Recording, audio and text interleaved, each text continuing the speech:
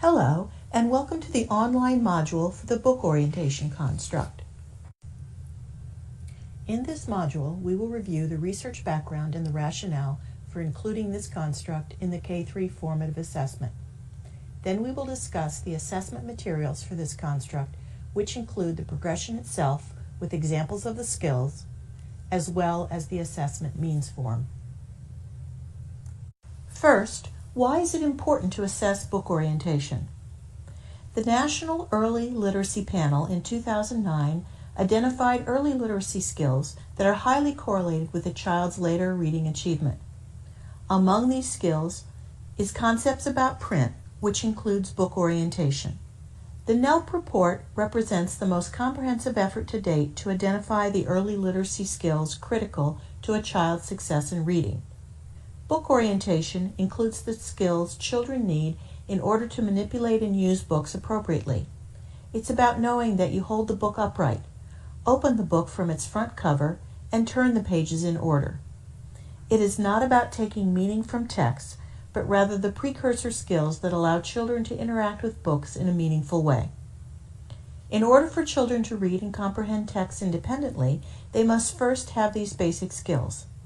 Assessment of these foundational skills provides teachers knowledge about their child's progress toward reading independence. Book orientation and print awareness are often assessed together. Book orientation gets the skills children need to use books in a meaningful way. Print awareness, another construct in this assessment, taps the skills children need to identify the features of print. Both constructs represent precursor skills to a child's ability to take meaning from the text itself. And many of you will recognize these constructs from literacy screens and pre-literacy assessments that you are already using in your classrooms. Again, book orientation is frequently included in the early literacy assessments that kindergarten teachers administer. One important difference is that this formative assessment looks at children's skills in the classroom instructional context. In this assessment, the three pre-literacy constructs, book orientation, print awareness, and letter naming, are assessed using evidence teachers can gather during various classroom instructional activities. In other pre-literacy assessments, skills are assessed in a more structured format, for example, letter naming with a timed letter fluency test. Still, you may use evidence from these other early literacy assessments to place a child on the book orientation and other pre-literacy skill progressions. We think North Carolina's rationale for assessing these pre-literacy constructs from Marie Clay's research says it very well. Based on young children's home and early school experiences with print, they come to kindergarten and even first grade with different understandings about the conventions that we use to communicate meaning in print. Each child develops his level of understanding and sometimes misunderstandings of these conventions. Assessing this understanding can help teachers know what their students are attending to in print and what still needs to be learned. This knowledge enables teachers to design instruction that will meet the needs of individual children regarding how print works. Where is the front of the book? Where does the story start? Where do I start reading and where do I go after that? These are important literacy understandings that can develop through quality hands-on experiences with books and print. So let's take a look at the book orientation progression. There are 2 understandings and 4 skills. Skill A operationalizes the first understanding, that books are objects with pages. Skills B through D operationalize the second understanding, that books must be oriented properly and that books have a front and a back. And here is what the book orientation progression looks like in the construct progression document in your binder. The first understanding, children understand that books are objects with pages, is reflected in Skill A, with the child holding and manipulating a book in random ways. The child knows it is an object, but does not know how to use it properly. The second understanding, children understand that books must be oriented properly and that books have a front and a back, is seen in Skills B through D, where children typically First, recognize the books have a proper orientation so that they can see the pictures and text right side up. That is skill B. And then realize that you open a book from the front cover and move from front to back through the pages, several pages at a time. Skill C. And then finally demonstrate that in order to get meaning from the book, it's important to look at each page in order, one at a time. This is skill D. Here is skill D, which is the highest skill in the progression. The child is holding the book upright, starting at the front of the book, and turning the pages one at a time. The examples in the right-hand column show what these skills look like if you are observing children interacting with books or sitting with a child and looking at a book together. Let's look at a video example of book orientation. Yeah, you'll want them. My thing is upside down. Your book. 4, 2.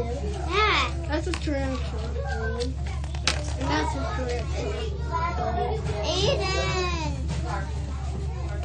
5.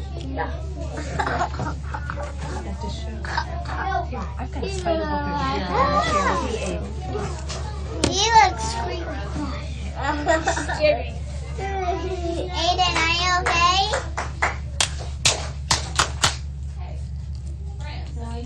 When handed the book in a non-upright position, the girl reorients the book to an upright position, even saying that it was upside down, opens it from the front cover, and starting from the front, turns the pages in order, one page at a time.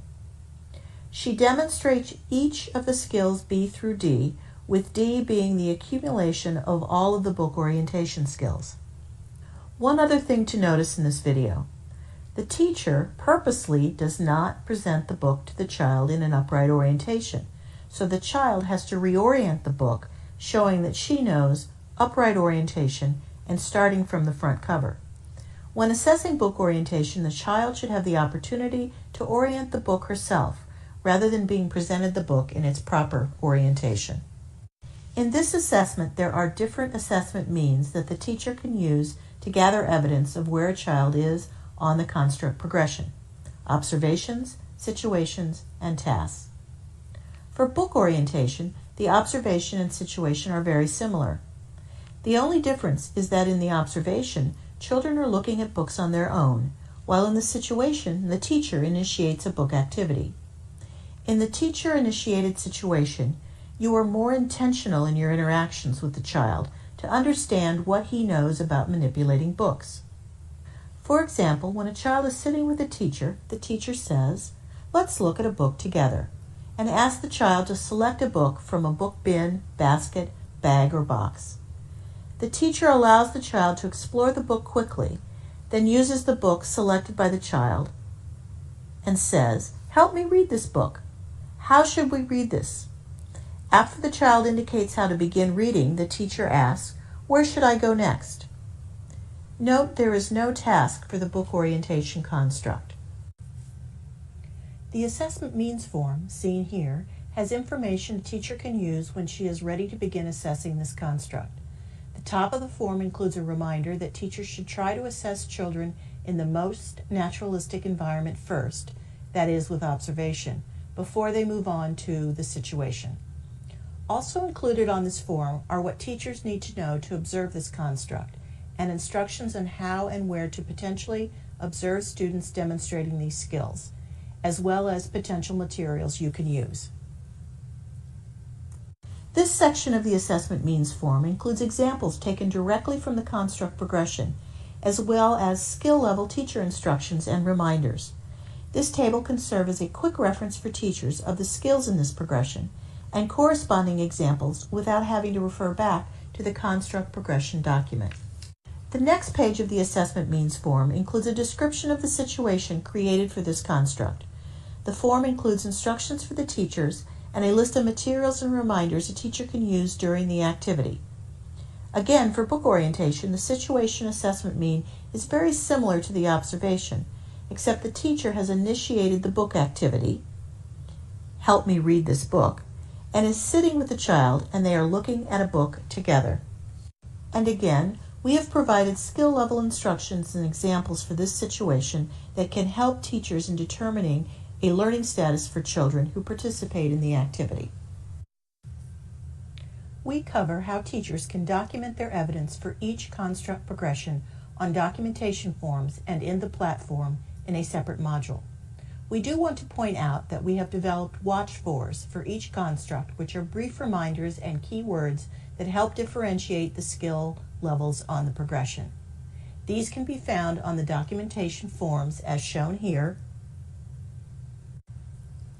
and on the platform as shown here. So, to recap, book orientation. Book orientation is a construct in the language development and communication domain. The book orientation progression reflects the development of a child's ability to use and manipulate a book properly in order to get information. This construct has 2 understandings and 4 skills or steps in the progression. In addition to the observation assessment mean, we have created an associated situation to assess the book orientation construct. Thank you for your time today. We hope you've learned everything you need to know about the book orientation construct and are ready to begin assessing.